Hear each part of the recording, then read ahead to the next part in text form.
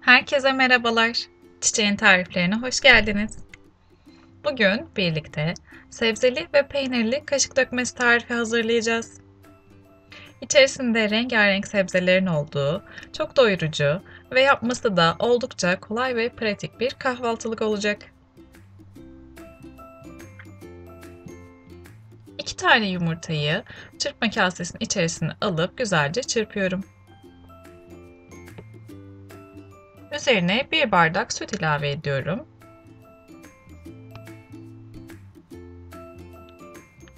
11 dolu kaşık unu yavaş yavaş ilave ederek pürüzsüz bir kıvam alıncaya kadar çırpmaya devam ediyorum.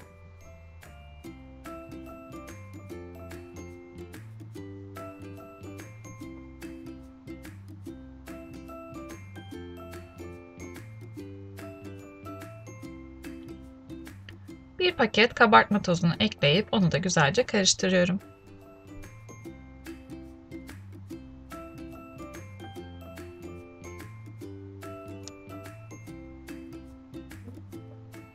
...50 gram kadar beyaz peynir,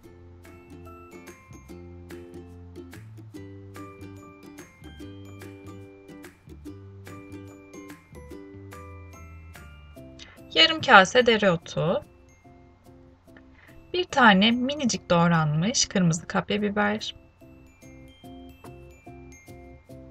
bir tane yeşil soğan, 2-3 dal taze nane ekliyorum ve malzemeleri güzelce karıştırıyorum. Evinizde olan istediğiniz malzemeleri ekleyerek çeşitlendirebilirsiniz bu kaşık dökmesini. Börek lezzetinde ve gayet tok tutan bir tarif oluyor kesinlikle. Özellikle sahurda da yapıp yiyebileceğiniz nefis bir tarif. 1 çay kaşığı pul biber ve 1 çay kaşığı da tuzu atıp tekrar güzelce karıştırıyorum.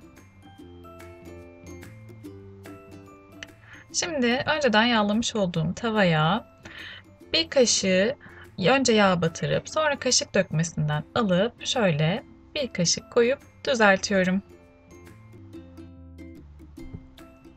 Tarifimi denedikten sonraki güzel yorumlarınızı mutlaka videonun altında bekliyor olacağım.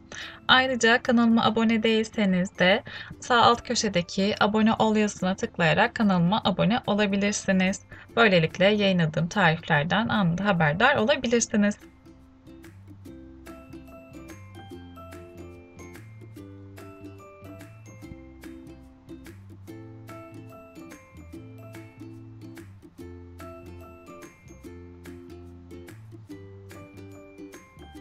Kaşık dökmeleri iyice göz göz olduktan sonra çevirin mutlaka. Daha öncesinde çevirmeye çalışmayın.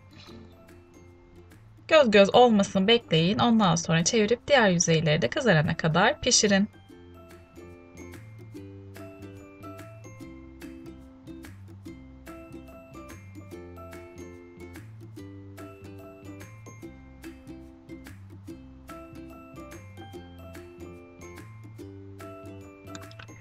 Çayınız demini alana kadar hazırlayabileceğiniz bu pratik kahvaltılığı mutlaka ama mutlaka deneyin. Denedikten sonraki yorumlarınızı, beğenilerinizi videonun altında bekliyor olacağım. Şimdi size yumuşacık kaşık dökmesinin içerisini de göstermek istiyorum hemen.